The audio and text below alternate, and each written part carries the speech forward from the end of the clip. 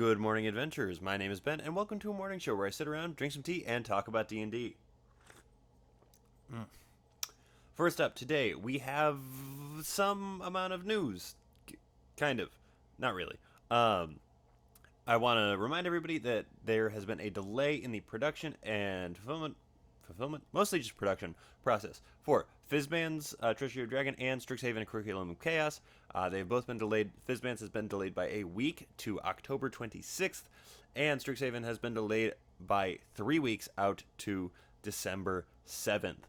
So go check with your store, check with your pre-order, whatever it is, to make sure that everything is cool and you are good to go on getting your copy of the book when it actually does eventually come out. Um, Also, a reminder that Die Hard Dice is still doing a limited run of special Undertow themed dice paired with Ginny D. So if that is your jam, go check that out. And as of today, October 8th, Friday, all of the German, Spanish, French, and Italian core books should be released and available. So if you are in a part of the world that predominantly speaks that, definitely go look for them. If you would rather have your books in a different language, I bet you can find them on the internet because you can find just about anything on the internet. And then our last piece of news folds kind of into the streams because I really just have the one. Today at 11 a.m. Eastern, 8 a.m. Pacific time, via New York City Comic Con, there is a Critical Role panel where they will be giving a preview of The Legend of Vox Machina. So, if you are into Critical Role, if that is your jam, definitely go check that out because you're not going to want to miss it. They raised, an insane amount of money via Kickstarter to put this show on, and everything that I have seen about it makes me think that it is going to be very good. Even if Critical Role isn't really your jam because it is too long, this obviously is going to cut down on the time because I'm pretty sure they're going to be 20-minute episodes because they are going to be cartoon episodes instead of full-length D&D sessions, because when you really distill a D&D session down, a lot of times not that much happens in it. So they'll be able to fit 4 hours of content in about 20 minutes, which is super cool. So definitely check that out. When the show eventually actually launches, I will, of course, be talking about it. I'm very excited about it. I did get to back it on Kickstarter when it was live, so I have a stake in this to an extent. I'm very excited about it. That is the only stream that I really have on the calendar right now. So let me know what streams I should be checking out. Again, if you are looking for some actual play D&D, you can find it. Just go to twitch.com and search, or twitch.tv, whatever it actually is, and just search D&D. And in the subject area of D&D, there will be plenty of streams for you to take a look at if you want to do that. So go do that. Go for it. Take a gander. I'm sure you're gonna find something pretty cool. Moving on, today for T&D, my mug, it's just got a rooster on it. That's all. I really like this mug. I had it all through college. It's just got a rooster on it. I don't know what to tell you. And my tea is a vanilla peppermint herbal tea. I realized that I have not been. Ooh, I banged the table. I realized I haven't been talking about how to brew the teas again. Herbal tea, pretty much across. Well, the different kinds of tea, pretty much across the board, are the same. I've been having a lot of herbal recently. Herbal tea is boiling water for 3 to 6 minutes, depending. Whereas a lot of the other kinds of tea will require a lower temperature than that, so you don't scald the leaves, because that is what makes tea gross, and why most people don't like tea if they don't like tea, because they've never had tea that is prepared the right way. And that's not good. Anyway, getting into what we are talking about today, I want to talk a little bit about cursed items. It is spooky season, and therefore we are going to be talking about some horror-based stuff, including cursed items. I was planning on doing a whole week of Halloween-based stuff the last week of October, and by Halloween-based, I just mean like horror-based. But with Fizban's coming out in that last week now, I am going to have to restructure just a little bit to kind of make that a dragon centric week because, well, one, I love dragons, obviously, but with that being the case, I'm gonna have to sort of shuffle around the plan a little bit, um, because that Friday I was planning on doing a whole big thing about playing a horror campaign. I was going to go over different types of horror and stuff like that. So I'm going to be doing a full review of Fizzbins at that point. So I'm spreading out the content that was planned for that last week a little bit throughout the month here, in the hopes of just sort of keeping the spirit running through the whole month. So today we're talking about cursed magic items. Let's dive in, shall we? So cursed items. They are honestly kind of a new DM's bane, if I'm being honest with you. Because more often than not, what you think of when you think of a cursed magic item is a sentient magic item. And I am here to tell you, you do not need to have your cursed items be sentient. Yes, it is a lot of fun to have them be sentient, but adding another NPC into the that is in constant contact with a party member is so much work to have to keep up, because at any point they could start asking their sword about stuff, or the sword could just start talking to them, and you have to keep the motivation of that sentient item locked up in your brain at all times, and it's a lot to track, especially for new DMs. We will talk about sentient magic items towards the end of this video, but I just want to talk about a general cursed item first, right? Curses on items can be a wide range of stuff. Man, this is really good. I don't usually like peppermint that much. Not the point. Curses can be as simple as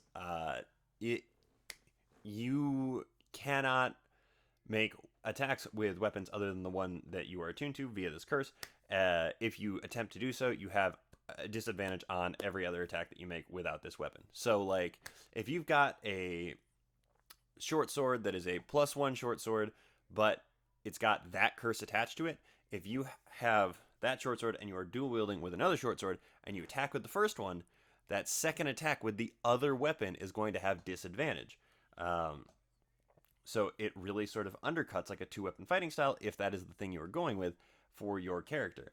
Additionally, that is a problem for those people that walk around with a ranged weapon on their back in addition to having their normal melee weapon. If their normal melee weapon is, I'm going to go with a rapier here, I guess, because it's the only thing I can think of that also uses, the dexterity that is a high damage die. Or no, let's say you have a great sword, right? And you go to use a javelin to hit something that's at range. You have disadvantage on your attack with that javelin if that greatsword is cursed that way. So that is one. That's one of the more basic ones that you can run into. They are so widely diverse. I think that the section in the Dungeon Master's Guide about cursed magic items does a pitiful job of it. Honestly, the best way to learn about cursed magic items is to just go look at some cursed magic items. I was doing a bunch of prep for this one because I wanted to make sure that I kind of knew what I was talking about. And I happened across one that I did not remember seeing before that I thought was hysterical. It is the Cloak of the Hellhound. While you are attuned to it, you want to keep it. You don't want to get rid of it. But it gives you the ability to cast Polymorph on yourself and turn yourself into a Hellhound using all of the game statistics for that, right? So that's actually a really good feature, right? But once you use that feature 6 times, suddenly you have to make a 15 charisma saving throw every single time you want to use that feature. And if you fail it, the effect lasts until you drop to 0 hit points, I think, or dispel it. And so it just stays on you the whole time. And so in addition to that, if you drop to 0, or if you stay that way for more than 6 hours, you are stuck in that form until you are restored in some capacity. Like that change becomes permanent's a strong word in D&D. Semi-permanent, but about as permanent as most things get. So it's just it just caught my eye because it was a weird little thing. Usually you don't have curses that have that like kind of very specific thing like that. But I thought it was super super cool. Um, so curses can run from giving you something like disadvantage on attacks used with other weapons, all the way over to you're stuck in Hellhound form if you fail a Charisma saving throw after using the cloak 6 times. Like you can get as specific as you want. Um, I want to cover really quick before we jump into sentient magic items, specifically sentient cursed items. I want to cover writing your own cursed items. I want to leave the sentience out of this because that can be a thing that you do if you want to, but you definitely don't have to. Writing sentience for a magic item is the same as writing sentience for a NPC. It's not that difficult. You just have to think about it from a very specific perspective. Not the point. Writing a cursed magic item. I love writing cursed magic items, right? And not in the like, oh, it's cursed way that like the internet says it, like actual cursed items, because it's really really fun for me at least to find that line that a party member is willing to cross or not willing to cross to get that cost benefit thing, because it tells you a lot about the character motivations in the moment, very very easily. If you've watched, I always go back to Critical Role because it's the one that I have seen the most of. Uh, well, not proportionally, volume wise, yes. But uh, in both campaigns, there are cursed magic items, and they just wreak havoc on the characters, and it's awesome. It's so cool. So I love being able to toe that line. So I created a magic item in the campaign that I'm running right now. Nobody has attuned to it yet, though one of the characters has wanted to very badly, and I'm pretty sure she's watching this video right now. It is a wand sent forward by Talos, who is the evil god of destructive storms and stuff like that. And I'm gonna get this wrong, but I really want to get. You get whenever you cast a spell that uses elemental damage, you can add a bonus to it, like a 2 extra damage dice or something like that, that you decide after you've cast the spell and rolled whatever you need to. But you get like stacking things in the opposite direction where you cannot regain hit points. Or no, sorry. You get a subtraction based on the number of times you've used this thing to the number of hit points you are being restored via a spell or or short rest or something like that. And so I want to see if anybody's actually going to attune to it and if they're actually going to use it, because I want to see how far they will actually push that line before they decide, okay, I've used this too much now. I need to stop. And of course, it's got the effect in it where you don't want to part with it, because why wouldn't any cursed item have that in it, right? It's kind of the point of the curse, to be like covetous of the thing so that the curse holds on to you. It's like a parasite almost. But writing your own items is a lot of fun, because if you like homebrewing magic items anyway, finding that line of detriment versus benefit is a lot of fun to really explore. Um, and if you haven't, and if you're not super into homebrew, I encourage you to at least give it a shot, just to see what you like, what you might find with it. So moving on to sentient magic items as a whole, specifically evil cursed ones, whatever. This is a little bit more complicated, right? Because you have to, you have to inhabit an NPC into this item. Luckily, there are no in-game statistics for any of the like physical stats of the thing. It's just wisdom, intelligence, and charisma.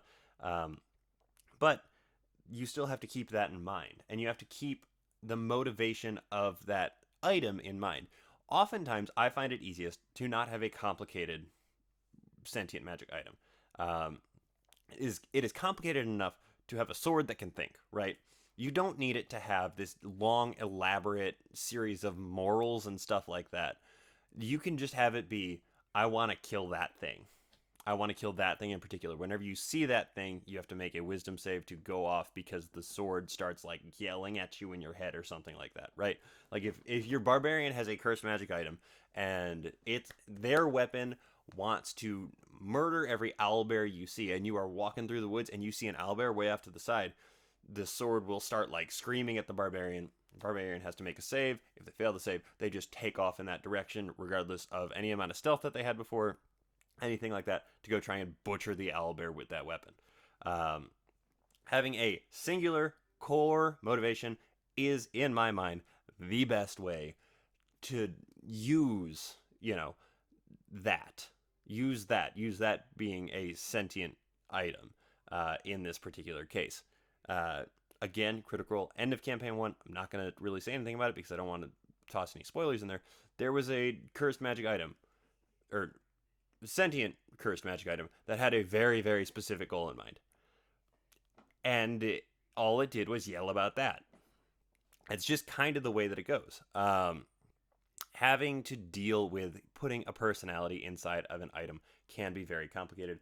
And again, you don't need it to have a good cursed item. A good cursed item is just one that creates a little bit of friction within the party. Honestly, that is kind of why they exist, to spice things up a little bit and keep things interesting for the one who decides they actually want to attune to it. Um, Cursed sentient items obviously pretty much always have the you don't want to get rid of it effect in there because, again, otherwise, what's really even the point? And if you have one of those, it is fun to play around with. Now, possession can get weird, and you have to have players who are really willing to go for it. But it is fun to play around with, like loss of control of oneself. Effectively, like, again, if it's this sword thing, the sword takes over, and then the player has to take a backseat in their own body, and like back and forth like that on contested saves or contested throws, turn after turn. That can be a lot of fun if you have this understanding with the player that this is how this is going to work. I cannot emphasize enough that it is very important to have this very specific conversation with the player at some point if that is the thing you want to do. Please, God, don't make your players uncomfortable. But if you are going to have a sentient magic item and you want them to be more complicated than the single mindset, I think that is one of the best ways to really sort of work that in. Otherwise, I usually, if I have a sentient item, just write a little note to myself off to the side, put it on like a sticky note that's a bright color, so that every single time I look down at my notes, my eyes automatically go over to the colors, and I remember, oh hey, I should say something as this item to really sort of noodle around in my player's brain. Because the other thing is, if you can build some sort of relationship between the player and the item, the whole curse, the whole sentience of the thing starts to make more sense, right? So give yourself reminders, because it is so easy to forget that you are supposed to talk as your character or as one of your players' hats or something like that, right? It's really easy to forget that in the grand scheme of trying to run the rest of the game. But all that to say, mess around with some cursed items because they're a lot of fun, and I think more people should play with them. But hey, that's just what I think. That is all I have for you guys today. I know it was kind of rambly. Sorry about that. It is, again, it is not a topic that is covered particularly well in any of the books. So it's kind of connecting a bunch of dots from stuff that I have done, stuff that I have played with, and stuff that I enjoy. And my brain doesn't make a whole lot of sense sometimes. It looks kind of like a New York City subway system map, where if you really sit and look at it, it eventually makes sense. But at first glance, it's chaos. But I am proving my point right now by going on that tangent. So that is all I have for you guys today. Thank you so much for tuning in and making me part of your morning routine. I really do appreciate it. Go ahead and make sure you like, follow, subscribe, etc. Because I'm going to continue to make this show every single weekday for you guys so that you have something to listen to with a little bit of D&D every single morning. Um, Thank you in particular to my patrons because I wouldn't be able to do this show without you. If you are able to, I would very much appreciate the support. The link to my Patreon is in the description of this video. Uh, but that is everything, I think. Yeah. So, with all of that said, I will see you guys on Monday. And until next time, keep on rolling.